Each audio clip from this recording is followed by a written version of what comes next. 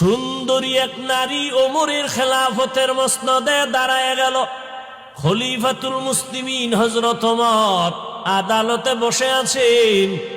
পার্শ্বে হযরত আলী সুন্দরী রমণী ডেকে বলে, খলিফাতুল মুসলিমিন, তরবারি নিয়ে আমার বিচার করেন, কল্লা কেটে দেন, কারণ আমি জিনাকারিনী একটা নারী, আমার জিনার কারণে আমার গর্ভে বাচ্চা আসছে, আমার বিচার করেন, আমাকে হত্যা করে দেন। আল্লাহর ভয়, হাসরের ময়দানে আসামির কাঠগড়ায় দাঁড়াতে চাই না, জমিনের মধ্যে বিচার করে দেন। ওমর বলে, জল্লাদ তরবারি নিয়ে ওই নারীর কল্লা ফালায় দেওয়ার জন্য রেডি হও। হযরত আলী কয়, সাবধান, খলিফাতুল মুসলিমিন এমন সিদ্ধান্ত দিবেন না যেই সিদ্ধান্তের মধ্যে গিয়া বিচারের একটা আওতায় পড়ি আবার জুলুমেরও শিকার হয়ে যাবে। হযরত ওমর থমকে দাঁড়ালেন। আলী বলেন, কি বিষয়? বলে, এই যে মহিলাটাকে হত্যা করার জন্য জল্লাদকে আদেশ দিলেন, জিনা করার কারণে মহিলার বিচার হবে সত্য, তবে মহিলার গর্ভের বাচ্চাটার তো কোনো অপরাধ নাই। ওমর বলেন, তো সমাধানটা আপনিই দিয়ে দেন। আলী বলে, আম্মা জান, নিশ্চিন্তে বাড়িতে চলে যাও, আরামে খাও, আরামে ঘুমাও, সন্তান তুমি শান্তভাবে দুনিয়াতে প্রসব করো। সন্তান যখন দুনিয়াতে আসবে সুন্দরভাবে হক আদায় করে লালন পালন করো। সন্তানের বড় বানাইয়া নিজ পায়ে দাঁড়াইয়া চলার মতো যখন বুঝ হয়ে যাবে, সন্তানটারে নিজের পায়ের উপরে রাইখা তারপরে আদালতে আসবা, তারপরে তোমার বিচার হবে, বাচ্চার নয়। ওমর ডাক দিয়া কয়, রে আলী, তুমি যদি এই মুহূর্তে আমার পার্শ্বে না থাকতা, আমার সিদ্ধান্ত আমাকে ধ্বংস করে ফেলতো। লাউলা আলিউন লাহালাকা উমর। ইলমেরা ইজাজু করদান বেহিসাব, খলকেরা দাদান জওয়াবে বাসওয়াব, হক না দারদ দোস্তে খলকা জারেরা, নিস্তে ই খসলত একে দিনদারেরা। সেই আলী দুনিয়াদারকে বলতেছেন, আদ দুনিয়া জিফাতু ওয়া তুল্লাবুহা কিলাব। এই দুনিয়াদারেরা ভালো করে শোন, দুনিয়া হলো একটা মৃত্যু জন্তুর মতো, এর পেছনে যারা দুনিয়া দুনিয়া করে দৌড়ায় এরা কুত্তা। কে কয়? হযরত আলী। দুনিয়ার পেছনে যারা দৌড়ায় এরা দুনিয়ার কুত্তা। দুনিয়াটা মৃত্যু জন্তুর মতো। মৃত্যু জন্তু যদি কেউ মরা গরু পায়, মরা জন্তুটারে 3 শ্রেণীর প্রাণীরা খাওয়ার জন্য দৌড়ায়। শিয়ালে খায়, শকুনে খায়, কুকুরেও খায়। হযরত আলী শিয়ালের কথা না বলে, শকুনের কথা না বলে কুত্তা বললেন কেন? দুনিয়াদারকে কেন শিয়াল না বলিয়া শকুন না বলিয়া কুকুর কেন বলছেন? বলে, মরা জন্তুটাকে 3 শ্রেণীর প্রাণী খাওয়ার মধ্যে কুত্তা বড় খারাপ। শিয়ালে রাতের বেলা খায়, দিনে খায় না। শকুনে দিনের বেলা খায়, রাতে খায় না, ভদ্র রেস্টে থাকে। কুত্তা এত বড় খারাপ, দিনেও খায়, রাতেও খায়, দিনেও খায়, রাতেও খায়, দিনেও খায়, রাতেও খায়। দুনিয়ার পেছনে যারা দৌড়ায় এরা শিয়াল না, এরা শকুন না, এরা কুত্তা। নামাজে বইয়াও দুনিয়া, ঘুমের ভিতরে দুনিয়া, মসজিদে ঢুকলেও দুনিয়া, জোরে জোরে চিল্লায়, লেখা আছে দুনিয়াবি কথা বলা হারাম, এরপরও কথা কয়। ইমাম সাহেব বাধা দিলে ফজরের আগে চাকরি নাই। কারা কথা কয়? সমাজের বড় বড় মাতাওয়ালা সুদখোরেরা,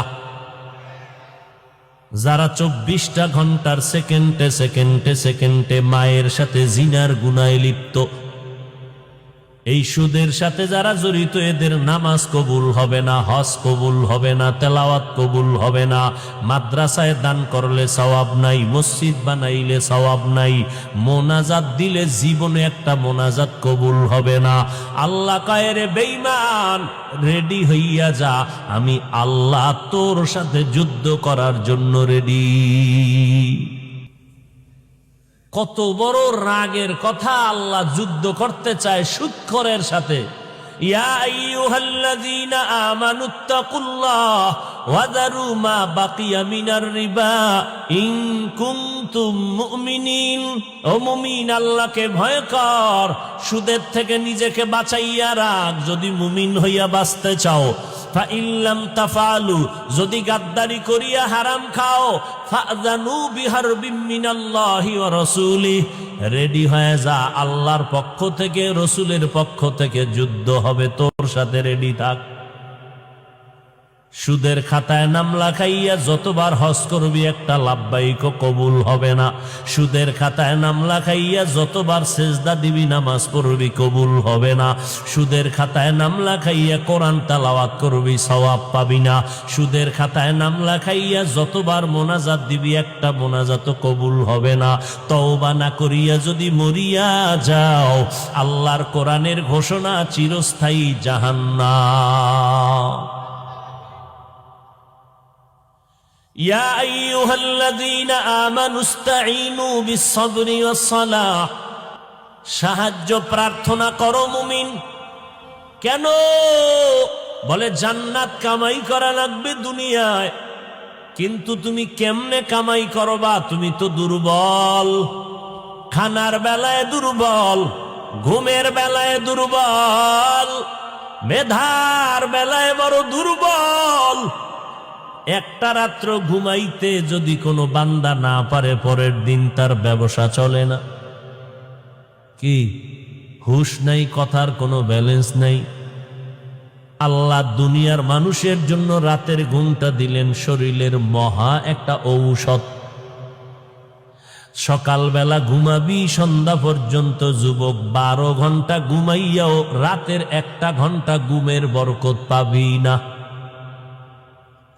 আর সেই রাতের ঘুমটা যদি জবাই করো, মোবাইলের দিকে তাকাইয়া তাকাইয়া নাচ গান দেখে কবিরা গুনাহ করে করে সারাটা রাত কাটায় দাও, মরার আগেই তোর কপালে জুতার বাড়ি লিখিয়া রাখ। এখনই তো তোর আয়নার সামনে তাকায় দেখ, তোর চেহারার দিয়ে তাকাইলে মায়া লাগে না, উজ্জ্বলতা নাই। যাদের কলবের চক্ষু খোলা আছে তারা দেখলেই বুঝে তুই রাতের বেলা কয়টা কয়টা আকাম করেছো। যাদের কলবের চক্ষু খোলা তারা কপালের দিকে তাকাইলেই বুঝে ফেলবে তুই রাতের বেলা কি পরিমাণ গুনার কাজ করেছো। তুই গুনাহগার, মোবাইলটা চালাইয়া সারাটা রাত কবিরা গুনাহ করছো, তোর উপরে আল্লাহর লানত, তোর উপর ফেরেশতাদের অভিশাপ, তোর মা বাবার অভিশাপ। এই কারণে দেখছো মোনাজাতে কত বান্দা কান্না করে, তোর চোখে এক ফোঁটাও পানি আসে না। এরে চারটিখানি কথা না রে বাবা। ওই থানার মধ্যে নিয়ে পুলিশে আসামিরে জনমের মতো বেত্রাঘাত করে, কোনো চোখে পানি নাই। আর আল্লাহওয়ালারা বয়ান করে, ময়দানের মধ্যে কত যুবক হাউমাউ করে কান্না করে। ওরে বাবা একটু চিন্তা কর, পুলিশে পিটাইলো কাঁদে না, আর ওয়াজের প্যান্ডেলে কেমনে কান্না করে। চোখের পানি এমনে বের হয় না, বল ওরে কে বেত্রাঘাত করলো। এরে নবীর উম্মতের দল, আজকে তোর চোখে পানি না আসার কারণ হলো বেজার। কয়দিন আর বাহাদুরি করবি রে বাবা? যত বড় বাহাদুর দাবি করো, নমরুদের মতো বাহাদুর হতে পারবি না, ফেরাউনের মতো বড় বাহাদুর হতে পারবা না, সাদ্দাত কারুন হামানের মতো বাহাদুর হতে পারবা না। আমার আল্লাহ ওই নমরুদের মতো বেঈমানের ধ্বংস করতে একজন ফেরেশতাও পাঠায় নাই, একটা অসুস্থ মশা সাথে জুতা। এই যুবকেরা, সে আল্লাহ আসেনি? মশা আসেনি? জোতা আসেনি? তাহলে পায়ের থেকে জুতা গালে আইতে কয়াতের দূরত্ব। তুই নমরুদের মতো বড় বাহাদুর হতে পারো না, অতএব তোর গালে জুতা লাগতে 1 সেকেন্ড লাগবে না। যদি তওবা না করো তো রেডি থাক। আল্লাহ বলেন তোমরা বড় দুর্বল। কোহে কাফ একটা পাহাড়, ওই পাহাড়ে প্রাণী বসবাস করে, সিমর। দৈনন্দিন খানা ছিল তার 40টা মোটা তাজা হাতি। কে খাওয়ায়? গর্তা ওয়াকুল মিকুনি হর সুবহ শাম, মিরসানা দৃষ্টি তু আজলা মাকাম। বড় বড় সাগর সমুদ্রের মধ্যে নীল তিমি আছে, নীল রঙের তিমি মাছ। এক একটা নীল তিমির প্রতিদিনের খাদ্য তালিকা হলো 1000 কেজি চিংড়ি মাছ। কে খাওয়ায়? ওয়াতারযুকু মান তাশাউ বিগাইরি হিসাব।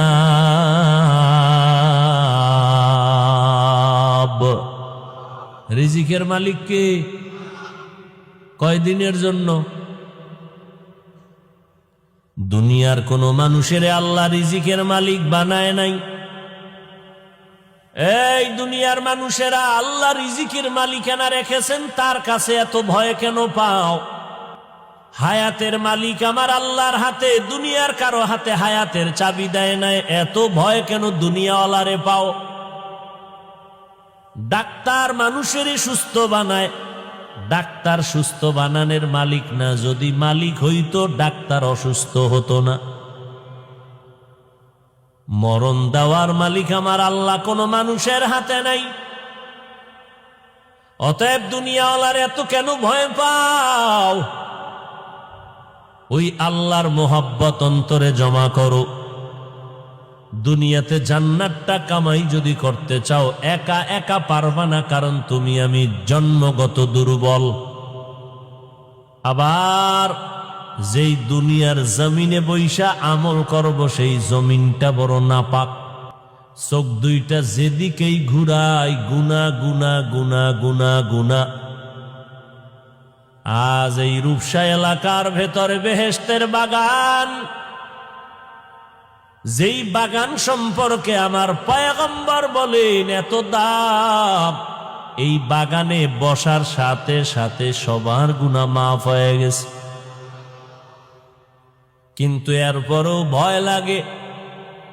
কত কপাল পোড়া বাড়ির থেকে বলে আসছে রূপসা স্ট্যান্ডে বয়ানে যাই, কিন্তু কপাল বড় খারাপ।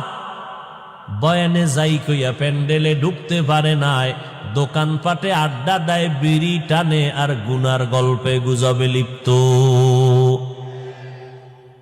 আর একদল প্যান্ডেলে বৈশাও কপাল খারাপ, মোবাইল নিয়ে ব্যস্ত, বয়ানটা কলবে ঢুকাইতে পারল না।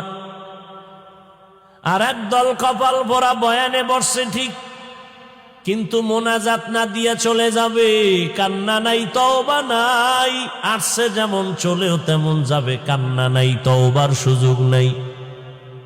কিছু কিছু কপাল পোড়ারা দেখবা ইচ্ছা কইরা চইলা যায়, কারণ বুঝতে পারে এখন বুঝি হুজুরে কান্দাইব, তওবা করবে, আমি হাত তুলতে বলবে, আর আগেই ভাগি। আবু জাহাল মোনাজাতের আগে চলে যায় কপাল পোড়া। 2 ঘন্টা বসিয়া বয়ান শুনে 5 মিনিটের জন্য বসিয়া মোনাজাতটা দিতে পারে না কপাল পোড়া। এই মোবাইল নিয়ে যারা ব্যস্ত হয়ে গেছো রে বাবা, তোমার কপাল বুঝি খারাপ হয়ে গেছে। এই মোবাইলে বলো তোমাকে জাহান্নাম পর্যন্ত না নিয়া থামবে না। তুমিও মান্যত করেছো মোবাইল নিয়ে জাহান্নামে গেলে যাব, যেই কারণে মোবাইলের কলবে ঢুকাইয়া মায়েরে গালি দিছো, বাবারে গালি দিছো। এই বেয়াদব, মোবাইলের মোহাব্বতে মা কইছে বন্ধ কর, মায়েরে গালি দিছো। এই বেয়াদবেরা, বাবায় বলছে মোবাইলটা বন্ধ কর, বাবারে গালি দিছো।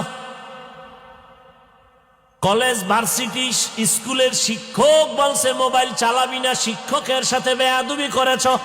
কি বাবার টাকা আছে এই বাহাদুরি? তোর কপালে মরার আগে জুতার বাড়ি লিখে রাখ।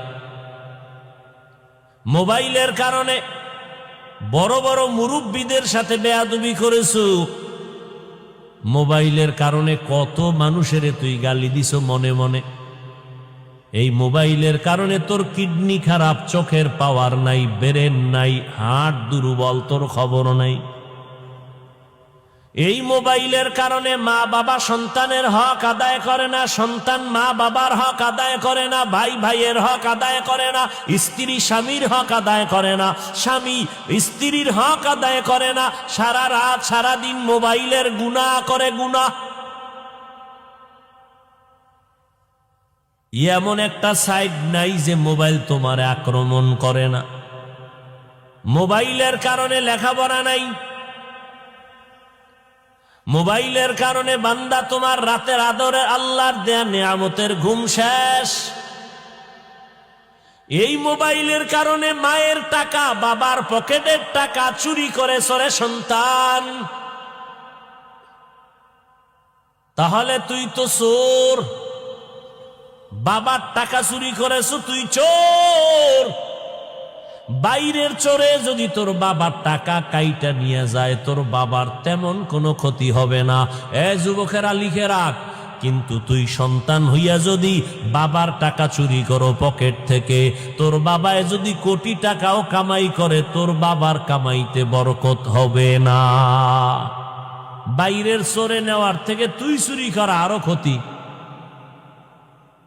মোবাইল চালানোর জন্য টাকা চুরি করছো মায়ের আর বাবার, এই চুরি করতে করতে করতে করতে একসময় বড় চোর হয়ে যাবে। এই মোবাইলের কারণে নামাজ নাই, মসজিদে ঢুকবা সেখানেও ঝামেলা। মোবাইলে এমন এক রিংটোন লাগাইছো, আল্লাহর সাথে বান্দার মোহাব্বতের মাঝখানে মোবাইলের রিংটোন সব ধ্বংস করে দিল। এই গজব বেঈমানেরা এক রাত্রে বানায় নাই, শত শত বছর ফিকির কইরা এই গজবটারে বানাইছে। পকেটে লইয়া ঘুরবি জাহান্নামের ফ্যাক্টরি। অথচ দেখ আল্লাহ কিন্তু কত দয়ার মালিক, দুনিয়ার মানুষের এমন সুন্দর সুযোগ দিয়েছে যে মোবাইল কেমন একটা জিনিস যে তুই মোবাইলটা খুললেই যে দেখবি গুনাহ তা না। তুই কোরআন তেলাওয়াত শুন, মক্কা শরীফের ইমামের তেলাওয়াত, মদিনা শরীফের ইমামের তেলাওয়াত, আমাদের আহলে হক আলেমদের কত সুন্দর বয়ান, এটিও তো আছে, এটি শুনবে না।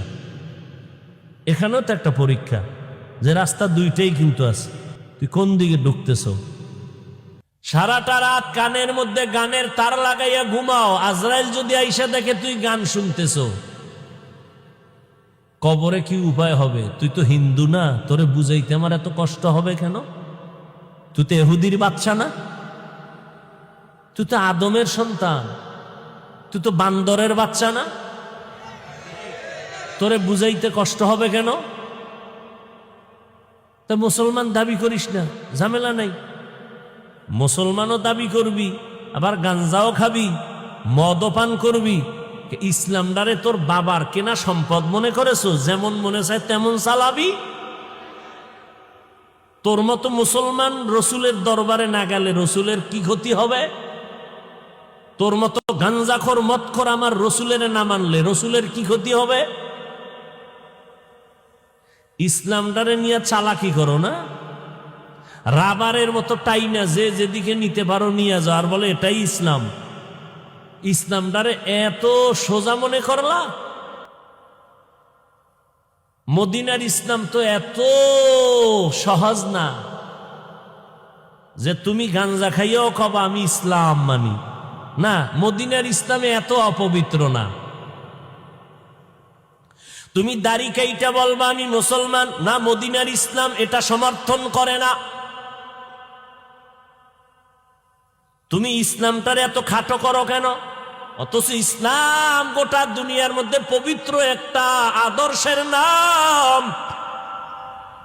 বেঈমানেরা ইসলামের আদর্শ দেখলেই মাথা নত করে ফেলবে। অথচ কিছু কিছু মুনাফিক মুসলমানের চরিত্রের কারণে বেঈমানেরা ইসলামের আদর্শ দেখা তারা হাসে।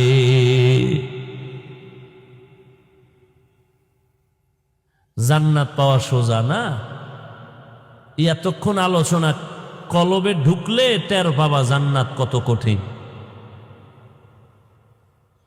জান্নাত পাওয়া যদি সহজ হইতো তো আবু বকরের মতো সাহাবী জান্নাতের টিকিট পাওয়ার পরেও সারাটা রাত্র নামাজে কাঁদলেন কেন? ও ইসলামের ব্যানারওয়ালা বাতেলেরা, কালা চশমা লাগাইয়া হুজুরে লাইবে আইসা কয় এত কান্না লাগে না। জবাব দাও, সাহাবায়ে কেরামের থেকে বড় মাওলানা তুমি, আবু বকরের থেকে বড় যোগ্যতা তোমার। জান্নাতের টিকিট পেয়েছে আবু বকর। রাতের বেলা নবী কান লাগায় শুনে মসজিদে নববীর মধ্যে কান্নার আওয়াজ, নজর লাগায় দেখে কেউ না, আবু বকর নামাজে দাঁড়ায় কাঁদতেছে। মদিনার নবী বলেন আবু বকর কাঁদেন কেন? কয় জাহান্নামের আযাবের ভয়। নবী বলেন জান্নাতের টিকিট তো আপনার দর্জনার নামে আল্লাহ পাঠাইছেন, আপনি তো প্রথম সিরিয়ালে আছেন, এত কাঁদেন কেন? আবু বকর বলে নবী আপনিই তো কিয়ামতের বয়ান করেছেন, কিয়ামতের ময়দান এমন কঠিন হয়ে যাবে, জমিনটা হবে কিয়ামতের মাঠ, সিরিয়ার জমিন হবে আল্লাহর আদালত। সমস্ত মানুষ দাঁড়াবে উলঙ্গ। আল্লাহ পাক রাগান্বিত একটা আওয়াজ দিবেন, লিমানিল মুলকুল ইয়াউম লিল্লাহিল ওয়াহিদিল কাহ্হার। আল্লাহ বলবেন আজ দুনিয়ার এ রাজা বাদশারা, এ বাহাদুরেরা বল, হাসরের ময়দানের বাহাদুরি আর রাজত্ব কার? কেউ কথা বলতে পারবে না।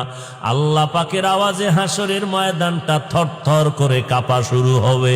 আমার আল্লাহ আবার নিজেই জবাব দিয়ে বলবেন লিল্লাহিল ওয়াহিদিল কাহ্হার। আজকের দিনের রাজত্ব মহারাগে রাগান্বিত আল্লাহর।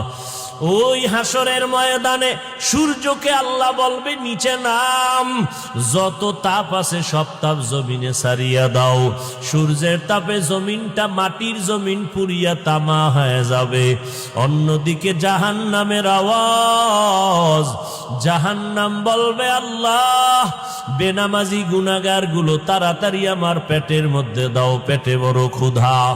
ও নবী আপনিই তো বলেছেন ওই হাসরের ময়দান এত কঠিন হবে যে নবীদের কোনো গুনাহ নাই, সেই নবীরা পর্যন্ত নাফসি নাফসি বলে কান্না করবেন।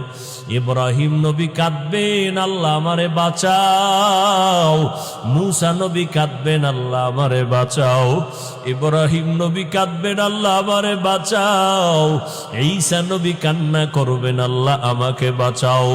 উম্মতের কথা মূসা নবী ভুলিয়া যাবেন, ঈসা নবী উম্মতের কথা ভুলে যাবেন, ইব্রাহিম নবী উম্মতের কথা ভুলিয়া যাবেন। সবাই কাঁদবেন নবী আমাকে, আল্লাহ আমারে বাঁচাও। আম্মা জান আয়েশা রাদিয়াল্লাহু আনহা বলেন মায়ার নবী আমার রুমের মধ্যে বসে বসে দেখলাম গুনগুন গুনগুন করে কান্না করেন। আমি আয়েশা বললাম নবী আপনি কেন কান্না করেন? বলে হাসরের ময়দানের আযাবের ভয়ে কান্না করি। কেমন আযাব যে নবীরা পর্যন্ত উম্মতের ভুলিয়া নাফসি নাফসি বলে কাঁদবেন। ওই সময় আম্মা জান বলেন আয়েশা বলেন নবী আপনি কি করবেন এই মুসিবতের সময়? মায়ার নবী বলেন ও আয়েশা আমি রহমতের নবী মাকামে মাহমুদে আল্লাহর আদালতে সেজদায় পড়ে কাঁদবো, আমাকে বাঁচানোর কথা বলবো না, আমি আল্লাহর কাছে কান্না করে বলবো আল্লাহ আমার উম্মতের বাঁচাও, আমার উম্মতের বাঁচাও, একটা উম্মত যেন জাহান্নামে না যায়। নবীজির কান্না দেখে আমার আল্লাহ বলবে নবী আপনি কাঁদবেন না, আপনার উম্মত গুলো বাছাই করে করে জান্নাতের পথে নিয়ে যান। আম্মা জান আয়েশা বলে নবী আপনি কোটি কোটি মানুষের মধ্যে চিনবেন কিভাবে আপনার উম্মত? নবী বলেন ও আয়েশা আমার উম্মতেরা যারা 5 বেলার ওযু বানাইয়া 5 বেলার নামাজ পড়বে, ওযুর অংশগুলো নূরের আলোতে ঝলমল করতে থাকবে, আমি নবী দেখিয়া বাসিয়া সব জান্নাতের গোড়ায় নিয়ে যাব। ও নবীর উম্মতের দল, ও যুবক, ও বৃদ্ধ বাবাজি, পর্দার আড়ালের আম্মা জানেরা, আপনারা নবীদের মা, সাহাবায়ে কেরামের মা, আউলিয়ায়ে কেরামের মা, হাফেজে কোরআনের মা, এরে পর্দার আড়ালের আম্মা জান, আপনাদের মতো দামি মা জমিনের মধ্যে আর কেউ নাই। ও আম্মা জান, আপনারা আয়েশা রাদিয়াল্লাহু আনহার মতো নারী, ফাতেমা রাদিয়াল্লাহু আনহার মতো নারী, খাদিজা রাদিয়াল্লাহু আনহার মতো নারী। ও আম্মা জান, কয়দিনের দুনিয়াতে বাহাদুরি করবেন? আজরাইল যখন হাজির হয়ে যাবে, 5টা সাদা কাফন ছাড়া আপনার কিছুই থাকবে না। এরে আম্মা জান, একটা নেককার সন্তান জমিনের মধ্যে রেখে যান। এরে যুবক, তোমার মতো যুবক স্কুল কলেজে পড়ে, এক বেলার নামাজও বাদ দেয় না। নিজেরে আল্লাহ আকল দিছে, নিজেরে প্রশ্ন করো রে বাবা, তুমি কেন পারবা না? তোমার মতো যুবক চাকরি করে, ব্যবসা করে, নামাজ ছাড়ে না, তুমি কেন পারো না রে বাবা? আলেম ওলামাদের কথা মিথ্যা মনে করে বসছো। আরে যতই মিথ্যা মনে করো, আসলে আমার আল্লাহর কোরআন কিন্তু মিথ্যা না। ওই কোরআনে জান্নাতের বয়ান আছে, জাহান্নামের বয়ান আছে। জান্নাতে কারা যাবে তাও আল্লাহ বলেছেন, জাহান্নামে কারা যাবেন তাও আল্লাহ বলেছেন। আজকে আমি বক্তা হইয়া বয়ান করি, তুমি শ্রোতা হইয়া মাটিতে বৈশা বয়ান শুনো। ওরে আমার বক্তাগিরির বাহাদুরি কতক্ষণ জানো? যেদিন আজরাইল আসিয়া ধরিয়া ফালাইবে, ওই দিন আমার ভাব আর বাহাদুরি বন্ধ হয়ে যাবে। আমি এত বড় সম্মানের ব্যক্তিটাকেও 3টা সাদা কাফনের প্যাকেট বানাবে। তুমি রিকশার ড্রাইভার, তোমাকেও 3টা সাদা কাফনের প্যাকেট বানাবে। তুমি গরিব হওয়ার কারণে একটা কাফন কেউ কমাইয়াও দিবে না। আমি এত সম্মানিত হওয়ার কারণে একটা কাফন কেউ বাড়াইয়া দিবে না। ওই কাফনের উপরে লেখা থাকবে না আমি বক্তা, ওই কাফনের উপরে লেখা থাকবে না তুমি টাকাওয়ালা, ওই কাফনে লেখা থাকবে না তুমি ডাক্তার, ওই কাফনে লেখা থাকবে না তুমি চেয়ারম্যান, তুমি এমপি। ওরে রিকশাওয়ালার লাশটাও যাব, ওরে ধনী গরিব সবার লাশের হালাত একই হয়ে যাবে রে বাবা। ওই অন্ধকার কবরে রাখিয়া মাটি দিয়া পাড়াইয়া পাড়াইয়া যখন সবাই বিদায় নিয়ে চলে যাবে, ওই কবরে যাওয়ার পর কে মাওলানা, কে মুফতি, কে আলেম, কে মূর্খ, কে ধনী, কে গরিব, কোনো ভেদাভেদ নাই। আমাকেও যেই প্রশ্ন করবে বাবা, তোমারও সেই প্রশ্ন করবে। রবের পরিচয় দাও, ধর্মের পরিচয় দাও, রাহমাতুল লিল আলামিনের পরিচয় দাও। মদিনার নবী বলেন, উম্মতের দল দুনিয়াতে যারা রবের গোলামি করে যাবে তারা বলবে রব্বি আল্লাহ, আমার রব একমাত্র আল্লাহ। দুনিয়াতে যারা ইসলাম মেনে চলবে তারা বলবে দীনি আল ইসলাম, আমার ধর্ম একমাত্র আমার ইসলাম। দুনিয়াতে যারা নবীর আদর্শ মানিয়া চলবে, মাথার চুলগুলো নবীর তরিকায় কাটলো আর রাখলো, নখগুলো কেমনে কাটবে সেখানেও নবীর তরিকা যারা মানবে, জুতা 2টা কেমনে পরবা খুলবা সেখানেও নবীর তরিকা যারা মানিয়া চলবে, মায়ার নবীরে দেখাইয়া বলবে চিননিরে আশেক বল। যারা সুন্নতের আমলের পাগল, ওরা আমার মায়ার নবীকে দেখা মাত্র বলবে ইনি তো আমার সেই মায়ার নবী, যেই নবীরে না দেখিয়া নবীর আদর্শের টুপিদারি রাখছি, পাগড়ি ভরেছি। কত দুনিয়াদারেরা টুপিওয়ালা বলে গালি দিত, তারপরও টুপি ফালাই নাই। দাড়িওয়ালা বলে গালি দিত, দাড়ি ফালাই নাই, জামা ফালাই নাই, পাগড়ি ফালাইয়া দেই নাই। আমার আল্লাহর নবী বলেন, সাথে সাথে আল্লাহ গাইবি একটা আওয়াজ দিয়া বলবেন, ও কবরের ফেরেশতা, আমার বান্দাটারে আর সময় নষ্ট করিও না, এখনই কবরে জান্নাতের বিছানাটা দাও, জান্নাতের সাথে রাস্তা বানায় দাও, কবরটারে বড় বালাখানা বানায় দাও। আল্লাহর নবী বলেন, যারা রবের গোলামি না করিয়া, ইসলাম না মানিয়া, নবীর সুন্নতের জবাই করিয়া কবরে যাবে তওবা না করিয়া, এদেরকে যখন প্রশ্ন করা হবে রবের পরিচয় দাও, ধর্মের পরিচয় দাও, রাহমাতুল লিল আলামিনের পরিচয় দাও, দুনিয়াতে যারা রবের গোলামি করে না, ইসলাম মানে না, সুন্নত মানে না, এই কপাল পোড়া বেনামাজি গুনাহগারেরা যখন কবরে যাবে, প্রশ্ন করা মাত্র বলবে হা হা লা আদরি, বড় আফসুস আফসুস, আমি কিছুই জানি না। নবী বলেন সাথে সাথে আমার আল্লাহ বলবেন, ও কবরের ফেরেশতা, এই বেনামাজি গুনাহগার নাফরমান এর কাছে আর কোনো প্রশ্ন করিও না, আর কোনো সময় সুযোগ দিও না। আমি আল্লাহ দুনিয়াতে কম সময় দেই নাই, আমার দেওয়া নিয়ামত পেয়ে শুকর আদায় করে নাই, নামাজ পড়ে নাই, পর্দা করে নাই, হালাল খায় নাই। এখন আর দেরি না করিয়া কবরের ভেতরে জাহান্নামের বিছানাটা দাও। কবরের ভিতরে একটা না, দুইটা না, 99টা সাপ।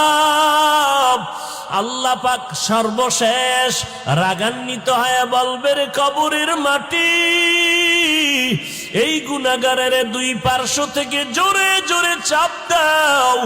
এত জোরে কবরের মাটি চাপ দিবে, পাজরের হাড়গুলো চুরমার হয়ে যাবে। ও আল্লাহর বান্দারা কই, টাকাওয়ালারা কই গেল, বাড়িওয়ালারা কই গেল? বাড়ি ভরে রইল, বাড়িওয়ালারা কেউ নাই। ও আল্লাহর বান্দা, যত বড় বাহাদুরি করো, 3টা সাদা কাফন ছাড়া কবরে কিছুই নিতে পারবা না। আল্লাহর কাছে তওবা করো, আল্লাহর সাহায্য ছাড়া চলা যাবে না। কারণ আমরা বড় দুর্বল, আমার আল্লাহ সবল। আল্লাহর সাহায্য নিয়ে তওবা করো, আর আল্লাহর কাছে বলো, আল্লাহ হায়াতের মালিক আল্লাহ, মরিয়া গেলে যাব, বেঁচে থাকলে থাকবো, আর নবীর সুন্নতের বিপরীত চলবো না, নামাজ ছাড়বো না, বেপরদায় চলবো না, মা বাবারে কষ্ট দিব না। ও যুবকেরা, মা বাবার দোয়া নিয়ে সামনে আগাও। তোমার মতো যুবক লেখাপড়া করে, স্কুল কলেজে নামাজ পড়ে, তুমি কেন পারবা না রে বাবা? এখনো সময় আছে, তওবা করে নেও। আর নামাজ ছাড়বা না, দাড়ি কাটবা না, বেপরদায় চলবা না, মা বাবার বিরোধিতা করবা না, উলামায়ে কেরামের পরামর্শ নিয়ে চলবা। তওবা যদি খাঁটি ভাবে করতে পারো, আমার আল্লাহর সাথে সাথে মাফ করে দিবেন। আল্লাহর কাছে বলতে থাকো, রে মালিক, আমাদের তওবাওয়ালা জিন্দেগি দান